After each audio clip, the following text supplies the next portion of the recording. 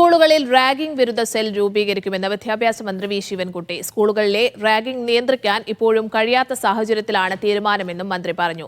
Cell ഘടന, പ്രവർത്തനം സംബന്ധിച്ച് പഠിക്കാൻ സമിതി രൂപീകരിക്കും. വിദ്യാഭ്യാസ വകുപ്പിലെ ഉന്നത ഉദ്യോഗസ്ഥരെ ഉൾപ്പെടുത്തിയാകും സമിതി രൂപീകരിക്കുക. റാഗിംഗ് പോലുള്ള സംഭവങ്ങൾ നടക്കുന്നുണ്ട്. ഇത് തടയാൻ കർശനമായ നടപടികൾ സ്വീകരിക്കുന്നതിന് ഒപ്പം ബോധവൽക്കരണ പ്രവർത്തനങ്ങളും അടിസ്ഥാനതല ഇടപെടലുകളും നടത്തേണ്ടതായിട്ടുണ്ട്. സ്കൂളുകളിൽ അച്ചടക്ക സമിതികൾ നിലവിലുണ്ട്. അത് സജീവമല്ല. അത് സജീവമാക്കുന്നതിന് വേണ്ടി തീരുമാനിച്ചിട്ടുണ്ട്. സ്കൂൾ കൌൺസിലിംഗ് പദ്ധതിയും സ്കൂൾ പ്രൊട്ടക്ഷൻ ഗ്രൂപ്പും നിലവിൽ ഉണ്ട്. എന്നാൽ റാഗിംഗ് പോലുള്ള സംഭവങ്ങളെ പൂർണ്ണമായി ഇല്ലാതാക്കുവാൻ ഇനിയുമായിട്ടില്ല.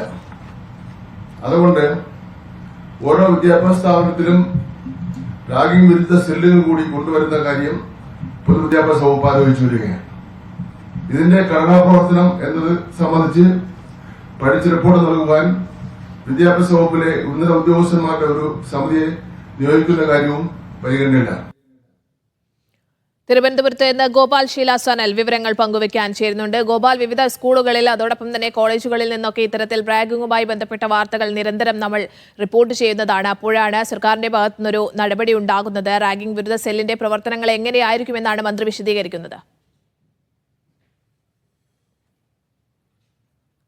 സ്നേഹ, മന്ത്രി സൂചിപ്പിച്ചതുപോലെ തന്നെ സ്കൂളുകളിൽ പലതരത്തിലുള്ള സമിതികൾ വിദ്യാർത്ഥികൾക്ക് വേണ്ടി നിലവിലുണ്ട്. അതായത് സ്കൂൾ പ്രൊട്ടക്ഷൻ ഗ്രൂപ്പുകൾ, അതിനോടൊപ്പം തന്നെ കൗൺസിലിംഗ് സെല്ലുകൾ, അതിനോടൊപ്പം തന്നെ അച്ചടക്ക സമിതികൾ തുടങ്ങി വിവിധ പദ്ധതികളും സമിതികളുമെല്ലാം തന്നെ നിലവിൽ സ്കൂളുകളിൽ പ്രവർത്തിക്കുന്നുണ്ട്. പക്ഷെ അപ്പോഴും റാഗിംഗ് പോലെയുള്ള സംഭവങ്ങൾ പൂർണ്ണമായും തുടച്ചു നീക്കാൻ ഇപ്പോഴും കഴിയുന്നില്ല എന്നും പല സ്കൂളുകളിലും കുട്ടികളുടെ ആരോഗ്യത്തിനെയും മാനസികാരോഗ്യത്തിനെയും ശാരീരികാരോഗ്യത്തിനെയും ബുദ്ധിമുട്ടിക്കുന്ന തരത്തിലേക്ക് റാഗിംഗ് പ്രവർത്തനങ്ങൾ നടക്കുന്നു എന്നുമുള്ള വിലയിരുത്തലിന്റെ അടിസ്ഥാനത്തിലാണ് ഇപ്പോൾ ഇങ്ങനെ ഒരു തീരുമാനത്തിലേക്ക് പൊതുവിദ്യാഭ്യാസ വകുപ്പ് എത്തിയിരിക്കുന്നത്. ഇത് പ്രകാരം ഓരോ സ്കൂളുകളിലും സ്കൂൾ അടിസ്ഥാനത്തിൽ റാഗിംഗ് വിരുദ്ധ സെല്ലുകൾ തുടങ്ങാനാണ് വിദ്യാഭ്യാസ വകുപ്പ് ആലോചിക്കുന്നത്. ഇതിനുവേണ്ടി വിദ്യാഭ്യാസ വകുപ്പിലെ ഉന്നത ഉദ്യോഗസ്ഥരെ ഉൾപ്പെടുത്തിക്കൊണ്ടൊരു സമിതി രൂപീകരിക്കും. ഈ സമിതി ഇതിന്റെ പ്രവർത്തനം എങ്ങനെയാണ്, ഈ സെല്ലിന്റെ ഘടന എങ്ങനെയായിരിക്കണം, സെല്ലിൽ ഏതൊക്കെ വിഭാഗത്തിൽ നിന്നുള്ള പ്രതിനിധികളാണ് ഉൾപ്പെടുത്തേണ്ടതായിട്ടുള്ളത് എന്നടക്കമുള്ള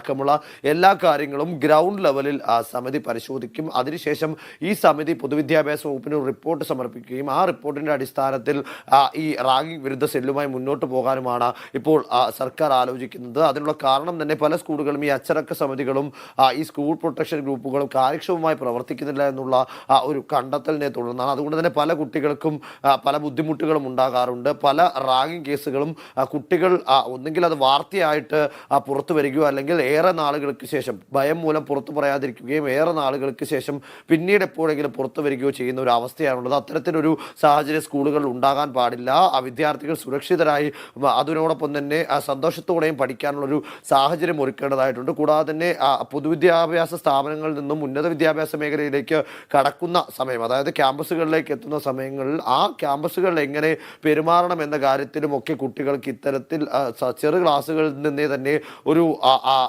അക്കാദമിക തരത്തിലേക്കുള്ള ഇടപെടൽ ഉണ്ടാകേണ്ടതായിട്ടുണ്ട്. അതിനുകൂടി സ്വായത്തമാക്കാൻ, ആ തരത്തിലേക്കുള്ള ഒരു ശേഷി കൂടി സ്വായത്തമാക്കാൻ കഴിയുന്ന തരത്തിലേക്കുള്ള ഒരു സംവിധാനം താഴെത്തട്ടിൽ, അതായത് സ്കൂൾ വിദ്യാഭ്യാസ തലത്തിൽ ഉണ്ടാകണമെന്ന വിലയിരുത്തലിന്റെ അടിസ്ഥാനത്തിൽ കൂടിയാണ് ഇത്തരത്തിലൊരു തീരുമാനത്തിലേക്ക് കടക്കുന്നതെന്ന് പൊതുവിദ്യാഭ്യാസ മന്ത്രി തന്നെ വ്യക്തമാക്കിയിട്ടുണ്ട്.